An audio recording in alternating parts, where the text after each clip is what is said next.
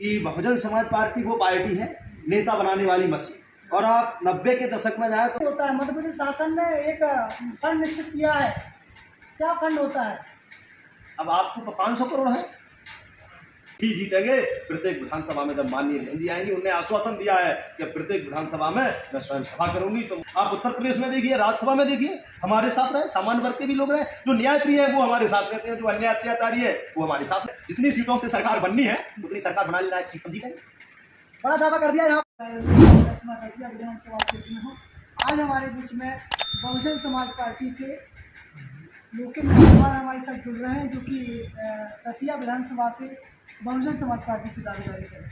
स्वागत हमारे साथ। नमस्कार भैया जी, बहुत बहुत धन्यवाद। आप जो है समय निकाल कर हमारे बीच में आए, तो आपके लिए हम हृदय से धन्यवाद अदा करते हैं। जी, लोकल अहरवाल जी, आपका नाम आया है कि आप विधानसभा दतिया से दावेदारी कर रहे हैं। आपको नहीं लगता कि आप सीधा यहाँ के गृह मंत्री डॉक्टर उत्तम मिश्रा के सामने चुनाव लड़ेंगे? कितना आसान समझ रहे हैं क्या? देखिए श्रीमान जी, चुनाव ना तो गृह मंत्री से होता है ना मुख्यमंत्री से होता है, चुनाव जनता से होता है। और आप इस बात को जानते हैं कि बहुजन समाज पार्टी वो पार्टी है नेता बनाने वाली मशीन। और आप 90 के दशक में जाए तो सुखलाल कुशवाहा एमए के छात्र थे, हम जैसे, हम भी एमए कर रहे हैं, हम जैसे सुखलाल कुशवाहा ने दो मुख्यमंत्रियों को हरा दिया था, वीरेंद्र कुमार सकलेचा और अर्जुन सिंह। तो गृह मंत्री कौन सी खेत की मूली है, इस बात को हम जानते हैं। किस कारण से?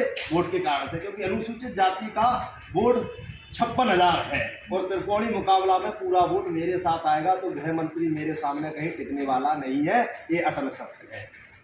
बड़े तेवर के साथ धमाकेदार इंटरव्यू में एंट्री की है समय लोकल अहरवाल, सीधा चुनौती को स्वीकार किया है कि हम कमजोर नहीं हैं। तो आपको लगता है कि जो विकास उत्तम मिश्रा जी ने करवाया है दतिया विधानसभा क्षेत्र के अंदर, मेडिकल कॉलेज, सड़कें और बहुत सारी फैसिलिटी दी है, शिक्षा के क्षेत्र में, स्वास्थ्य के क्षेत्र में, आप लग रहा है कि आप उनकी टक्कर दे पाएंगे? देखिए श्रीमान जी, विकास की बात जहाँ तक आपने कही, तो आम जनता का विकास नहीं हुआ, सड़कों का विकास नहीं हुआ। आप अभी भी जाना, माँ पीतम्बरा के सामने सड़क खुद ही मिलेगी। और जो भी विकास उनने करवाया है वो ऐसा विकास है, कोई टिकाऊ विकास नहीं हुआ है। उनके ठेकेदारों का विकास हुआ है, उनका स्वयं का विकास हुआ है, बीजेपी के कार्यकर्ताओं का विकास हुआ है, आम जनता का कोई विकास नहीं हुआ है।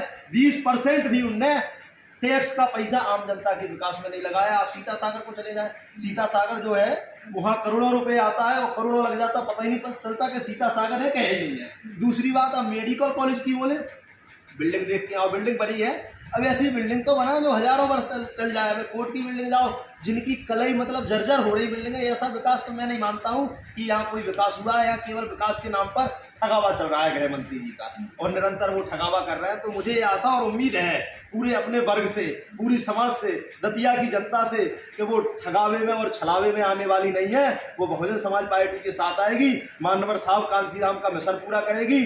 और मान्यवर साहब कांसीराम की जो सोच थी, उस सोच पर मेरा वर्ग चलेगा। तो मुझे पूरी आशा है कि चुनाव मैं ही जीतूंगा। चुनाव ना धन से जीता जाता है, ना चुनाव पैसे के बल से, ना पावर से, चुनाव जनबल से जीता जाता है। और जनबल में वर्तमान में सबसे आगे है। वोट बैंक में सामाजिक जो परिवर्तन की बात माननीय साहब कांसीराम ने कही है, जो सामाजिक परिवर्तन की बात माननीय बहन जी ने कही है, उस सामाजिक परिवर्तन के आधार पर देखें, समाज के आधार पर देखें, तो सबसे सबल वर्तमान में मैं स्वयं ही नजर आता हूं। मेरी समाज का वोट सबसे ज्यादा। और मुझे आशा उम्मीद है, जब मैं निकल के जिला पंचायत में भी मैं जब चुनाव लड़ा, मुझे आशा उम्मीद थी, और जिला पंचायत में बूथ कैप्चर जैसी सिस्टम नहीं आया होता तो मैं दावे के साथ चुनाव जीतता है। और अब जो असेंबली का चुनाव है, यहाँ हम किसी भी प्रकार बूथ कैप्चर नहीं होने देंगे। तो मेरी समाज जब मेरे लिए वोट करेगी, 56,000 वोट मेरे लिए पड़ेगा। और जो न्यायप्रिय समाज है, जो सामान्य वर्ग न्यायप्रिय है, जो न्याय को साथ लेकर चलता है, और जो पिछड़ा वर्ग के भाई बंधु हैं, वे सभी मेरे लिए वोट करेंगे। भ्रष्टाचार से मुक्त होंगे, दावे के साथ मैं जीतूंगा और गृह मंत्री जी हारेंगे। ये अटल सत्य बात है। तो आपको लगता है कि बहुजन समाज पार्टी आपको टिकट देगी? अक्सर होता आ रहा है, आरोप लगते हैं बहुजन समाज पार्टी के प्रत्याशियों पर, इतने पैसे ले लिए और जितना ज़्यादा अच्छा पैसा होता है उसी का टिकट होता है। बिल्कुल निराधार आरोप लगते हैं। हमारी बहुजन समाज पार्टी कोई पैसा नहीं लेती है। हमारी पथरिया से विधायक है, वो भी कहती पैसा नहीं लेती। और मैं दतिया का उदाहरण दे दूँ, आपने मेरे से पूछा है, मेरी दतिया विधानसभा में सेवड़ा विधानसभा है, और सेवड़ा विधानसभा की बात करें जो पूर्व में विधायक रहे राधेलाल बघेल, तो आप उनकी स्थिति देख सकते हैं, क्या उनकी स्थिति थी और किस स्थिति को देखकर बहुजन समाज पार्टी ने टिकट दिया था, और वो मेरी जैसी उम्र में विधायक बन गए। ये आप उनसे पूछ सकते हैं। हमारी पार्टी बिल्कुल पैसा नहीं लेती है। वो तो स्वार्थी किस्म के लोग जब पार्टी छोड़ करके निकलते हैं तो पार्टी को बदनाम करने के लिए इस प्रकार की बयानबाजी करते हैं। बहुजन समाज पार्टी वो पार्टी है जो बिन पैसे के, कुछ भी नहीं हो, आपके पास खाने के लिए अनाज भी नहीं हो, ऐसे लोगों को तैयार करके नेता बना करके सांसद विधायक बहुजन समाज पार्टी है। उदाहरण के लिए हमें दतिया के राधेलाल बघेल हैं, इससे पहले सुखलाल कुशवाहा है, फूल सिंह बरैया है, और जो इधर उधर भटक गए और आज उनकी स्थिति जो भाई बहुजन समाज पार्टी को छोड़ के गए वो जीरो हो गए, और पहले बहुजन समाज पार्टी में थे हीरो थे। मुझे पूर्ण भरोसा है कि बहुजन समाज पार्टी ने हजारों युवाओं को देश में नेता बनाया है, तो दतिया विधानसभा में मुझ पर भरोसा जता करके मुझे नेता बनाएगी और विधानसभा में भेजने का काम मेरी पार्टी करेगी। जिस तेवर के साथ बहुजन समाज पार्टी की बात आप रख रहे हैं, आपको लगता है कि मायावती जी आपको टिकट देंगी? बहन जी पर मुझे पूर्ण भरोसा है, माननीय बहन जी पर मुझे पूर्ण भरोसा है। माननीय बहन जी ने बार बार भरोसा किया है और कई युवाओं को नेता बनाया है, तो माननीय बहन जी पर भरोसा है कि जैसे रामजी गौतम राज्यसभा सांसद जी को उनने नेता बनाया, सदन में भेजा, तो मुझे पूर्ण भरोसा है कि माननीय बहन जी मेरे लिए विधानसभा में भेजने का काम करेंगी सामान्य सीट से। आपका विजन क्या है? क्या आपका विकास का एजेंडा है तो आप विकास के दम पर आप चुनाव लड़ेंगे? देखिए, मेरा विजन ये है, वास्तविक विकास करना मेरा विजन है। जो अनुसूचित जाति, जनजाति और अन्य पिछड़ा वर्ग है, इनका सामाजिक शैक्षणिक विकास बहुत पीछे है, तो मेरा प्रथम विकास वही है। दूसरा विकास मेरा है जो भ्रष्टाचार है, जो अभी करोड़ों की घोषणाएं होती हैं और लाख रुपए भी नहीं लगते, तो मेरा विजन है कि घोषणाएं करोड़ों की ना हो, जो घोषणा हो वो पूरा लगाया जाए। मेरा विजन टिकाऊ विकास करना मेरा विजन है, और इसी विजन के साथ अपने समाज को साथ लेकर के मैं पूरी विधानसभा में घूम रहा हूँ। ये तो आपने भ्रष्टाचार की बात कर दी है। विकास क्या क्या विकास कराएंगे, इसके लिए क्या विकल्प है? युवा सुन रहे हैं? देखिए श्रीमान जी, जो मेरे उम्र के युवा हैं उनके लिए प्रथमतः तो रोजगार हम निकालेंगे। जैसे वर्तमान समय में देखें, पटवारी घोटाला हुआ और इससे पहले भी व्यापम घोटाला हुआ था, तो इस प्रकार के जो घोटाले हैं उनको रोकेंगे और युवाओं को रोजगार देने का काम करेंगे। और युवाओं को रोजगार के लिए हम 100% देंगे। जैसे हम दतिया में, यदि मैं विधायक बनकर पहुंचता हूं, तो दतिया में हम ऐसी फैक्ट्रियां लगवाने का काम करेंगे। जो माननीय बहन जी ने एक बार बयान दिया था कि अभी आरक्षण की व्यवस्था है लेकिन प्राइवेट सेक्टर में आरक्षण नहीं है, तो जो भी हम विकास कराएंगे प्राइवेट सेक्टर में आरक्षण की व्यवस्था करके अनुसूचित जाति, जनजाति व अन्य पिछड़ा वर्ग के युवाओं को रोजगार देने का हम काम करेंगे। झूठे जुमले देने का काम हम नहीं करेंगे। जी जी। और एक दूसरा नाम भी हो रहा है कि यहाँ से बहुजन समाज पार्टी से रामसेवक पाल जी टिकट मांग रहे हैं। देखिए, दावेदार तो बहुत होते हैं और दावेदारों की उनका भी दावेदारी है, मेरी भी दावेदारी है, तो चलना चाहिए। मैं तो अपने ही प्रबल और सबल समझूंगा। अब वो दावेदारी कर रहे हैं तो उनके लिए भी जो मैं कहूँगा कि उनको करना चाहिए, उन्हें पार्टी का अधिकार है, वो कार्यकर्ता भी है, तो उनके लिए मैं अपने जो है पार्टी में चुनौती नहीं मानता। आपको नहीं लगता कि आपकी दावेदारी कमजोर हो सकती है उनके टिकट मांगने से? बिल्कुल नहीं, बिल्कुल दावेदारी कमजोर नहीं होगी, क्योंकि मेरे टिकट के विचार माननीय बहन जी को करना है।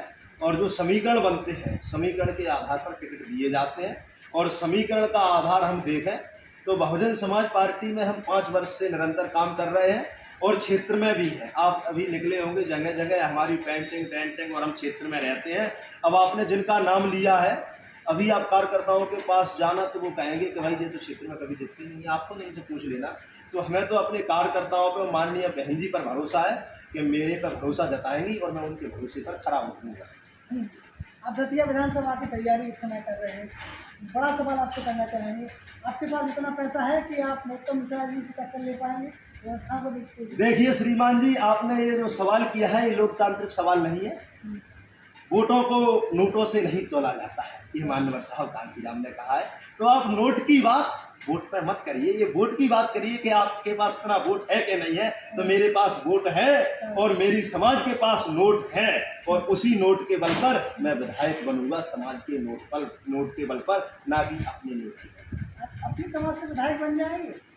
देखिए, समाज का मतलब होता है, आपको मैं पहले ही बता दिया है कि जो दबा कुचला समाज है, अनुसूचित जाति, जनजाति, अन्य पिछड़ा वर्ग और न्याय प्रिय सामान्य का गरीब समाज, तो सारा मेरा समाज है और सबके बल पर विधायक बनना आसान है, कोई बड़ी बात नहीं है। सर्वजन हिताय सर्वजन सुखाय का मतलब यही है, जो सामाजिक शिक्षण व्यवस्था से पीछे रहे उनके साथ और जो न्याय प्रिय है उनके साथ लेकर के हमें विधानसभा में जाना है, तो भली बात ही जीत जाएंगे। हमारा वैसे भी पिछड़ा वर्ग है, अनुसूचित जाति, जनजाति और जो अन्याय अत्याचार नहीं करता है, सामान्य वर्ग में भी न्याय प्रिय लोग हैं, वो हमारे साथ रहते हैं, बहुजन समाज पार्टी के साथ रहते हैं। आप उत्तर प्रदेश में देखिए, राज्यसभा में देखिए, हमारे साथ रहे, सामान्य वर्ग के भी लोग रहे, जो न्याय प्रिय है वो हमारे साथ रहते हैं, जो अन्याय अत्याचारी है वो हमारे साथ नहीं रहते हैं। ये पार्टी का फंडा भी है। 34 सीट में से ग्वालियर चंबल संबंध 34 सीटें, कितनी सीटें आ रही है इसका? देखिए, मैं इस बात को आपको बता दूं, जब आचार संहिता लगेगी और चुनाव के रण में माननीय बहन जी कूदेंगी, उस समय जैसा रण दिखाई पड़ेगा, आप समझ जाना कि 34 सीटों में से हम 34 सीट ही जीतेंगे। प्रत्येक विधानसभा में जब माननीय बहन जी आएंगी, उन्होंने आश्वासन दिया है कि प्रत्येक विधानसभा में मैं स्वयं सभा करूंगी, तो मुझे माननीय बहन जी पर भरोसा है कि जब माननीय बहन जी आएंगी तो ऐसी कोई सीटें नहीं बचेगी जो सीट हम ना जीतें। 230 सीट में से कितनी सीट जीतेंगे? देखिए आदरणीय, 230 सीट में से जितनी सीटों से सरकार बननी है उतनी सरकार बनाने लायक सीट हम जीतेंगे। बड़ा दावा कर दिया है यहाँ पर दतिया विधानसभा में हूँ इस समय, और लोकेंद्र अहिरवार ने बड़ा चैलेंज कर दिया है कि हम उतनी सीटें जीतेंगे जितनी सरकार बनाने लायक होती है। कितनी सीटें होती है? देखिए, आप सब जानते हैं सरकार बनाने लायक 116 सीटों की जरूरत पड़ेगी, तो उतनी हम सीटें जीतेंगे। अब विधायक बनेंगे, एक विधायक को कितना फंड मिलता है? देखिए आदरणीय, अब जो इस फंड की आपने जो बात की है, तो विधायक का जो फंड होता है, विधायक का फंड में विधानसभा में असीमित फंड मानता हूं, उसका कोई सीमित फंड होता ही नहीं है। जैसा विधायक हो वैसा फंड निकाल लेगा। अब वैसे तो सीमित कह दे कि भैया 5 करोड़ आ जाए, अध्यादेश ज्यादा भी आ जाए, तो देखो जैसा विधायक पावरफुल हो, जितना पावरफुल होगा उतना आ जाए। पावरफुल विधायक सही होता है। मध्य प्रदेश शासन ने एक फंड निश्चित किया है, क्या फंड होता है? अब आपको 500 करोड़ है, कितना? 3.5 नहीं, 5 करोड़ के आसपास है विधायक निधि। इतनी है, मैंने पहले भी बोल दिया था। 5 करोड़। 5 करोड़, तो 5 करोड़ फंड कहाँ का लगा हुआ है? देखिए आदरणीय, वैसे तो मैं फंड के अलावा लगाने का प्रयास करूंगा। जैसे अब लगाने के पहले सबसे नंबर 1 फंड लगाऊंगा शिक्षा व्यवस्था में। जो सरकारी स्कूल हैं, जो जर्जर है, शिक्षा व्यवस्था में इसी ने लगाना है। और मेरा ये विधानसभा में दावा रहेगा कि जो प्राइवेटीकरण है शिक्षा का, उसे बंद करके नंबर 1 शिक्षा व्यवस्था में यदि फंड लगता है तो ये समझता है कि हर जगह फंड लगना है। जैसे जब विधायक बन जाते हैं तो हमने अक्सर ये सुनने में आता है कि जब सरपंचों को जाता है फंड विकास निधि में, तो कमीशन फिक्स होता है विधायकों का। आप विधायक बनते हो तो कितना कमीशन लोगे? आदरणीय, उसी कमीशन खोरी को बंद करने के लिए तो मेरे मन में चुनाव का ख्याल आया था और विधायक बनने की सोच रहा हूँ, कमीशन खोरी बंद करने के लिए। तो जब कमीशन नहीं लोगे तो पैसे वाले कैसे बनेंगे? मेरे लिए पैसे वाला नहीं बनना है, मेरे लिए वास्तविक जनसेवक बनना है, जिसकी दिशा निर्देश माननीय साहब कांसीराम दे करके गए थे। बिल्कुल बिल्कुल। तो इस समय हमारे साथ लोकेंद्र अहिरवार हमारे साथ बने हुए। लोकेंद्र अहिरवार ने जिला पंचायत के चुनाव लड़ा था, कितने वोट आए थे आपके? देखिए आदरणीय, जिला पंचायत का मैं चुनाव लड़ा था और मेरे लिए सम्मानजनक वोट मिले थे। और जो सम्मानजनक मेरे लिए वोट मिले थे, उसी सम्मानजनक वोटों के आधार पर आज मैं विधानसभा की तैयारी कर रहा हूं। उस समय जिला पंचायत का चुनाव भी मैं सामान्य सीट से लड़ा था और मेरे मन में बार बार एक ख्याल आता है, जो भी मैं चुनाव लड़ूं वो सामान्य सीट से लड़ूं और सामान्य सीट से जीतूं, तभी मैं अपनी समाज का हितैषी इकलौता लीडर बन सकता हूं।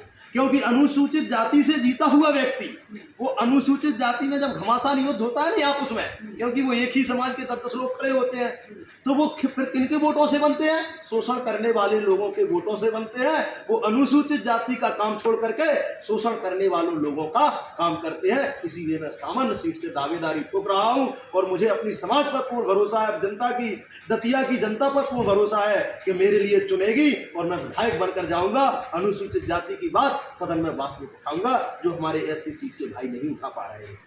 ये आरोप लगाती है भाजपा पे अक्सर आपकी पार्टियां कि संविधान खतरे में है। ये तो अटल सत्य है, संविधान खतरे में है। उनके अनंत हेगड़ा जी भी एक बार बयान दे गए थे जब केंद्रीय मंत्री थे। आपको ये ज्ञात होगा कि हम संविधान बदलने आए हैं, तो भारतीय जनता पार्टी के हाथों में संविधान खतरे में है और कांग्रेस के हाथों में भी खतरे में जाएगा। शिवपुर से विधायक है बाबू झंडेल सिंह, वो भी ऐसा बयान दे गए थे, हमने ज्ञापन दिया था। हम विरोध में उतरे थे उनको, तो दोनों की दोनों पार्टियों में संविधान खतरे में रहा। कांग्रेस ने भी संविधान के आधार पर कार्य नहीं किया है। घोषणा पत्र में जुमला दे दे करके कांग्रेस ने ठगा और घोषणा पत्र में जुमला दे दे करके भारतीय जनता पार्टी ठग रही। तो दोनों की दोनों पार्टी ठगियां हैं। इसी ठगी से बचाने के लिए तो मैं चुनाव मैदान में आ रहा हूँ बहुजन समाज पार्टी से। तो आपको लगता है कि आप जीतेंगे? 100%। जब वोट हमारा ज्यादा तो जीतेगा कौन भाई? बाहरी वे लोग जीतेंगे जिनके कम कम वोट है। बताइए, वे जीतेंगे जिनका ज्यादा। लोकतंत्र का मतलब ही होता है जिनके वोट ज्यादा हो वो जीते, या कम वोट वाला जीत जाएगा क्या? ये नोटों का चुनाव है क्या? ये नोटों का चुनाव नहीं, ये वोटों का चुनाव है, लोकतंत्र का चुनाव है। और भारत देश नंबर 1 में लोकतंत्र में आता है। तो लोकतंत्र में मैं नहीं जीतूंगा, जीतेगा कौन?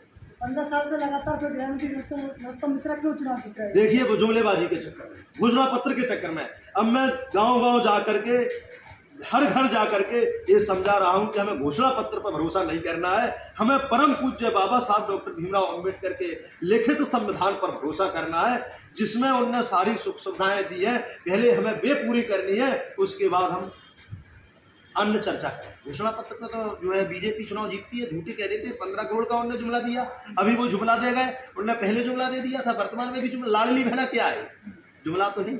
और कांग्रेस भी जुमला दे रही, कांग्रेस की सरकार भी नहीं, और फार्म भरे जा रहा है। तो उल्लू बनाने का काम नहीं है तो क्या है भाई? मैं एक दिन मुरैना में घूम रहा था, मैं अपनी विधानसभा में घूमने गया, मेरे साथ मेरे साथी थे।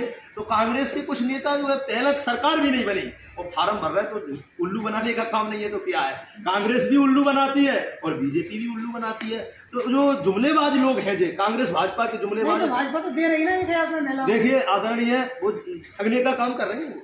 भाजपा ठगने का, अभी चुनावी साल है तो चुनावी साल में ठगेंगे और ठग करके सिलेंडर महंगा करेंगे। जैसे चुनाव में उन्होंने 450 कर दिया, हुआ तो नहीं, लेकिन जुमला दे दिया।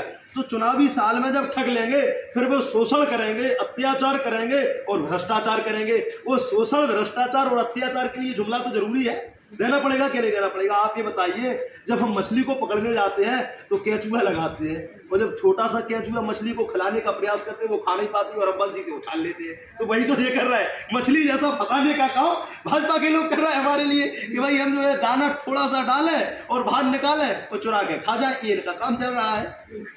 तो आपकी अदालत बीच में बड़ा धमाकेदार एंट्री हो रही है इस समय लोकेन अहरवार की, और आपको क्या लगा इस इंटरव्यू के दौरान?